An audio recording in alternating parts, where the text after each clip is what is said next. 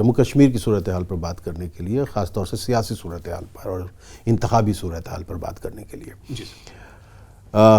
जिस तरह से लोगों का जोश व खरोश है, जिस तरह से पोलिंग हुई है जम्मू कश्मीर और ख़ास तौर से कश्मीर में जिस तरह की पोलिंग हुई है, वो एक मुस्बत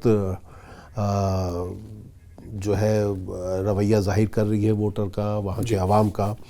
और मुझे महसूस होता है कि ये कहीं ना कहीं ये दावत दे रही है कि जो मरकज़ी हुकूमत है वो असेंबली इंतखाबात की जानिब बढ़े।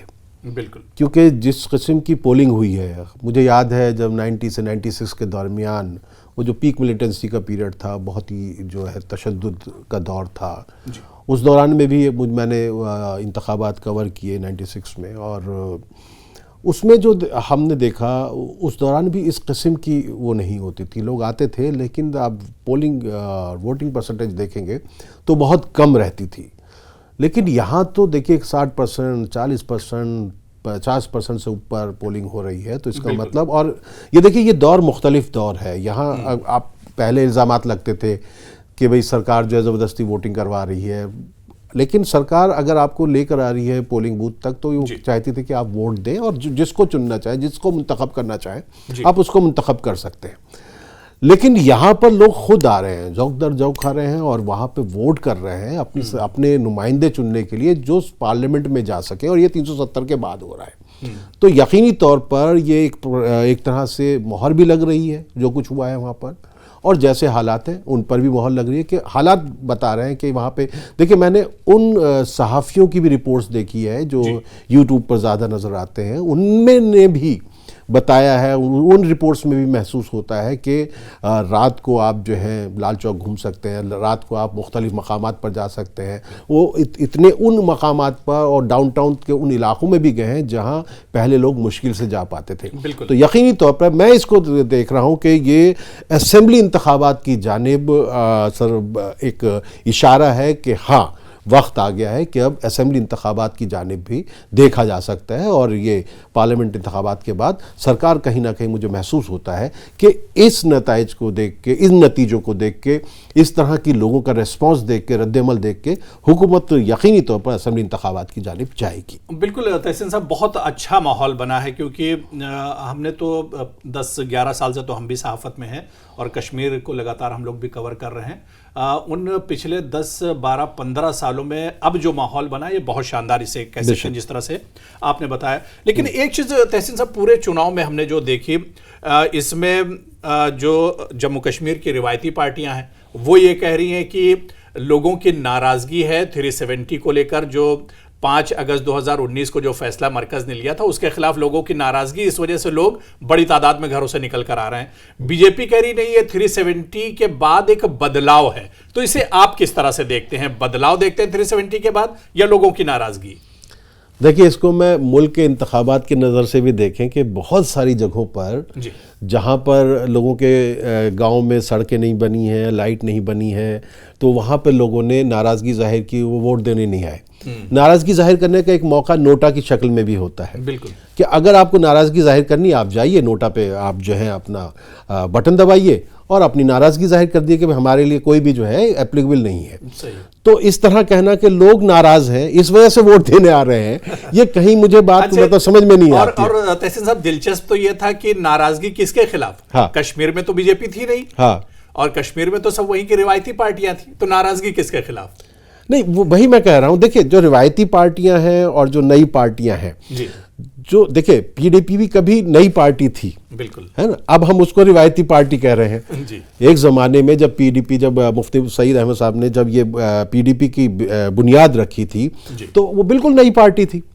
हाँ, आज उसी तरह बहुत सी नई पार्टियां आई, और ये सबसे अच्छी, देखिए जमहूरियत में ये बहुत अच्छी बात है कि कोई भी आज अबू हुरैरा डिसाइड करें कि मैं भाई एक नई पार्टी बनाना चाहता हूं तो आप बना सकते हैं। तो ये जमहूरियत का एक बहुत अच्छी बात है कि इसमें किसी को भी मौका मिलता है। आम आदमी पार्टी जो आई है वो नई पार्टी करके उसने, देखिए पंजाब में भी सरकार बनाई, दिल्ली में भी सरकार बनाई, तो इस तरह बहुत सी नई पार्टियां हैं, और हर नई पार्टी जो होती है वो नई पार्टी ही होती है, उसके बाद उसकी पार्टी होती है। बिल्कुल। तहसीन साहब, नई पार्टियों से याद आया कि जम्मू कश्मीर में भी 370 के बाद कई नई पार्टियां आई हैं, डीपीएपी की बात करें या पीपुल्स कॉन्फ्रेंस की बात करें, अपनी पार्टी की बात करें, क्या आपको लगता है कि ये जो नई पार्टियां हैं, जो अभी पार्टियां उभर कर सामने आई है, ये रिवायती पार्टियां यानी कांग्रेस की बात करें, नेशनल कॉन्फ्रेंस से पीडीपी, इनके लिए क्या आपको लग रहा है कि आगे चलकर एक तरह से ये खतरा होंगी या चैलेंज कह सकते हैं, खतरा तो नहीं, इसे एक चैलेंज कहा जा सकता है?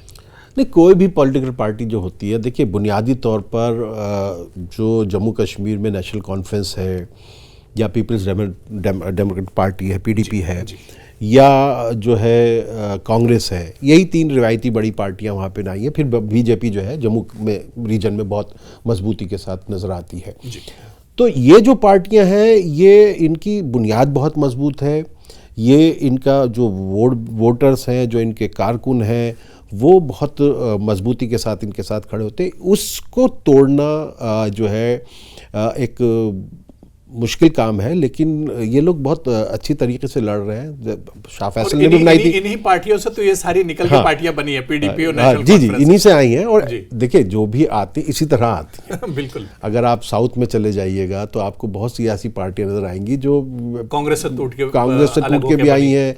अब आप देखिए ना, आंध्र प्रदेश में वाईएसआर जो है तो वो कहाँ से आई है। तो इसी तरह से तृणमूल कांग्रेस, बिल्कुल, वेस्ट बंगाल में वो भी कांग्रेस से आई है, तो एनसीपी को ले ली। तो इस तरह से बहुत सी पार्टी आती हैं, लेकिन ये देखिए इनकी लीडरशिप के ऊपर मुनहसिर करता है और वो किस तरह दूरअंदेशी के साथ देखते हैं तमाम चीज़ों को, और उनका लाएमल किस तरह का होता है, उनकी पॉलिसीज़ किस तरह की होती हैं, वो अगले 20-25 साल को किस तरीके से देखते हैं ताकि उनके साथ वोटर जुड़ सके।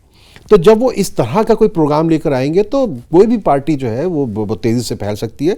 लेकिन आप देखिए शाह फैसल की भी पार्टी बनी थी, वो चले गए छोड़ के। तो इस तरह के मामलात होते हैं, लेकिन मुझे उम्मीद होती है, देखिए जब नई पार्टीज़ वगैरह होती हैं, लोग मेहनत करते हैं, कोशिश करते हैं, और बहुत मुश्किल काम है सियासत में अपनी जड़ें जमाना, लेकिन अगर मेहनत करेंगे और आवाम के जो सोच है, आवाम की जो फ़िक्र है, उसके मुताबिक अवामी बहबूद के प्रोग्राम लेकर आएंगे तो कोई भी पार्टी जो सर्वाइव कर सकती है। बीजेपी जो आज 2 बार से सत्ता में है, अगर देखेंगे तो कभी इसकी 2 सीटें आती थी। बिल्कुल जी जी। सर, क्योंकि आपने बीजेपी की बात की, तो कश्मीर में बीजेपी के वजूद को किस तरह आप देख रहे हैं? एक वक्त था कि आप वहां पर बीजेपी का नाम भी नहीं ले सकते थे, और आज आप देखिए कि सिर्फ शहरी इलाकों में नहीं बल्कि देही आउटस्कर्ट्स में, देही जो इलाके वहां पर भी अब बीजेपी के चाहने वाले, बीजेपी के जो कारकुनान हैं वो आपको मिल जाएंगे। और तो बीजेपी को किस तरह से आप देखते हैं? बीजेपी भी दावा कर रही है कि आने वाले जब असेंबली चुनाव होंगे तो वो अब कश्मीर में भी कमल खिलाएगी। नहीं, देखिए किसी भी पॉलिटिकल पार्टी को हम कभी भी जी एक तरीके से बिल्कुल बर्खास्त नहीं कर सकते, बिल्कुल किसी भी मामले में। किसी भी सियासी पार्टी में कोई भी उनको अगर स्टेट में कोई बहुत बड़ा लीडर मिल जाता है जिसमें जोश हो, खरोश हो, वलवला हो, और वो आवाम को अपनी तरफ साथ लेके चल सके, उसके अंदर एक अपील हो, तो यकीनी तौर पर वो जो है आवाम उसके साथ जुड़ सकते हैं। यही भारतीय जनता पार्टी की जिनके हमने आप बात करें कश्मीर में, अगर आप देखेंगे तो बहुत पहले आप पूरे अगर हम इसको कौमी सतह पर भी देखते हैं तो भारतीय जनता पार्टी की इतनी अपील नहीं थी, है ना। तो लेकिन इनके पास लीडरशिप अच्छी थी, अटल बिहारी वाजपेयी जैसे लीडर थे, तो उन्होंने एक जो है अपनी मेहनत से भारतीय जनता पार्टी को खड़ा किया, यहाँ तक लेकर आए। फिर उसके बाद प्राइम मिनिस्टर जो नरेंद्र मोदी हैं, वो उस तरह के प्रोग्राम लेकर आए जो इन्होंने जो कहा उसको पूरा करने की कोशिश की, तो यकीनी तौर पर उनकी एक मांग बढ़ी।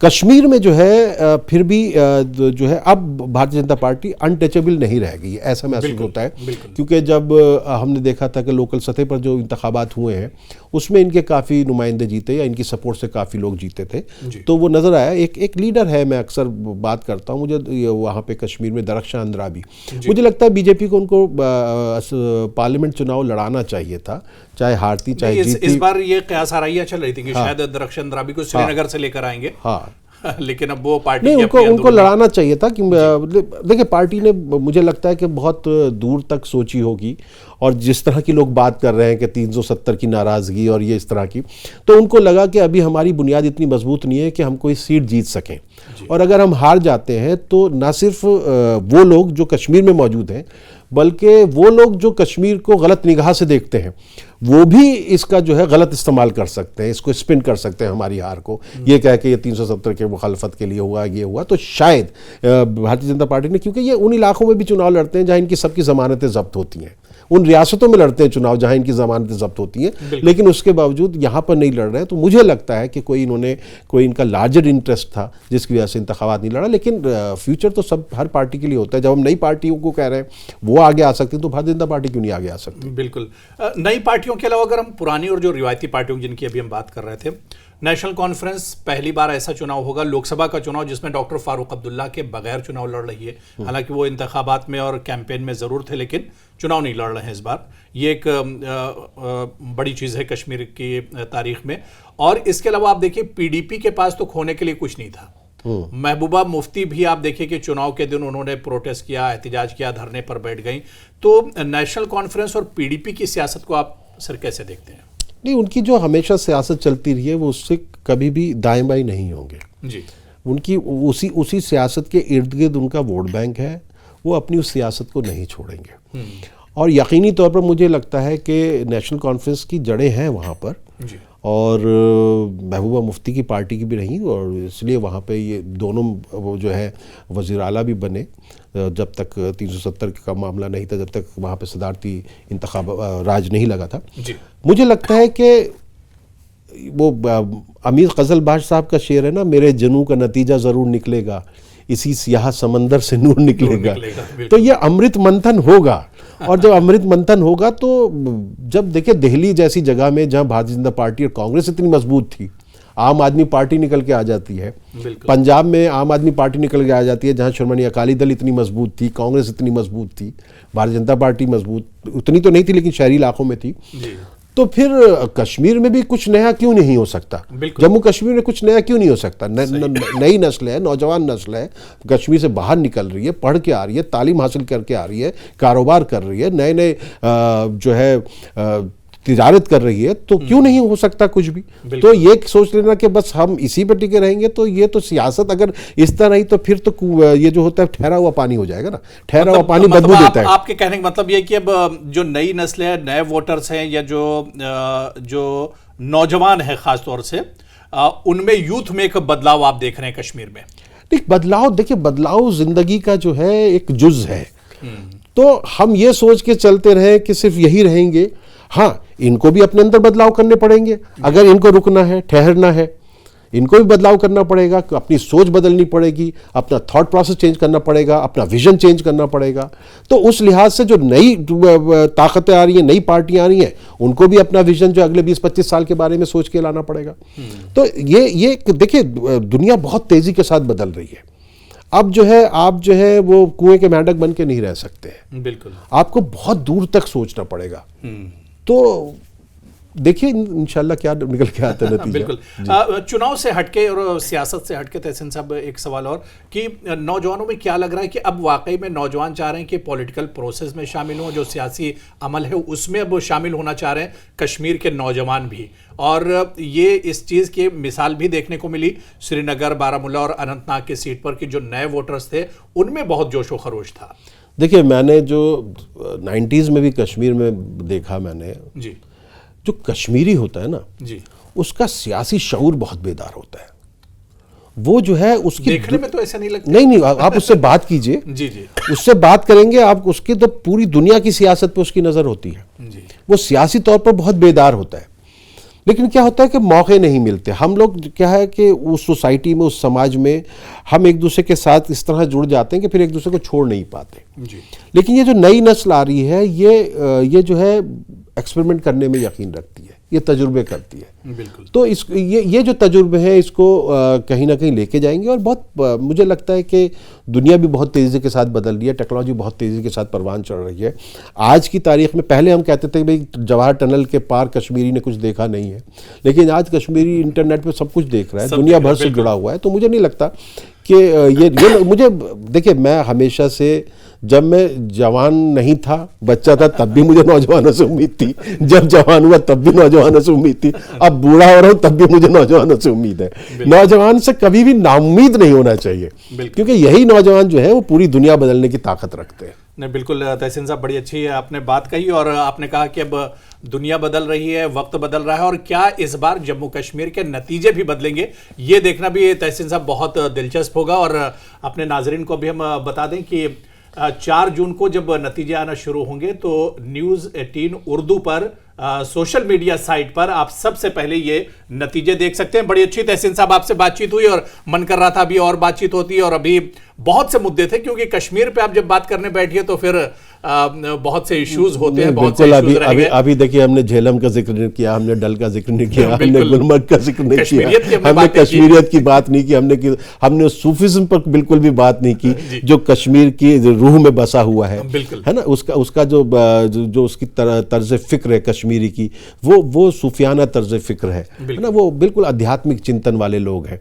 तो उस पर भी हमने बात नहीं की। और किस तरीके से उसको बर्बाद करने की कोशिश हुई साजिश नासिर के जरिए, उस पर भी बात नहीं। क्योंकि नतीजे आए उसके बाद फिर आपके साथ हम बैठेंगे और उस पर बात करेंगे कि इन नतीजों का अब जम्मू कश्मीर की जो सियासत है उस पर किस तरह के असरात होंगे। रिवायती पार्टियां जीतती हैं या फिर जो नई पार्टियां दावा कर रही हैं वो जीतती हैं, कौन जीत कर आता है, मैदान कौन मारेगा,